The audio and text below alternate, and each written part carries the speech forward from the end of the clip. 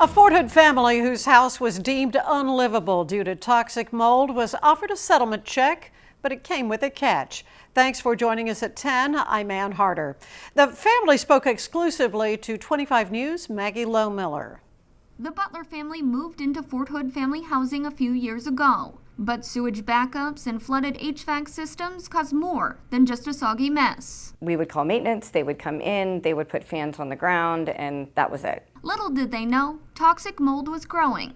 It was just blowing all over everything that we owned. Butler says it took a toll on their family's health. My middle son Wyatt was born and from day one has had problems. He has been admitted to the ER. I can't tell you how many times. He just couldn't breathe in our home. An environmental consultant who tested the home released this report, concluding that the family should be relocated. The report also says that personal items in the home are grossly cross-contaminated. Most of their possessions were ruined. The house the family lived in is owned by a company called Lend-Lease, which is independent from the Post. When they got the figure of how much they owed us,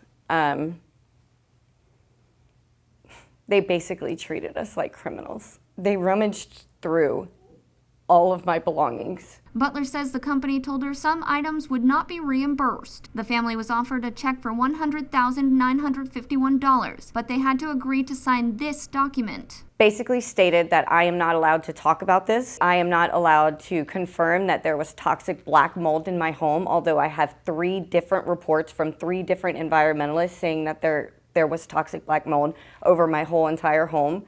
Butler says she will not be silenced. I'm not gonna let any other family go through what I've been through because it's not fair. The Butler family also worries that they'll have no recourse down the road if one of their children were to ever get sick. On Fort Hood, Maggie Lowe-Miller, 25 News. Now, we reached out to Lend-Lease, that's the parent company of Fort Hood Family Housing, and they were unable to make a comment ahead of our broadcast.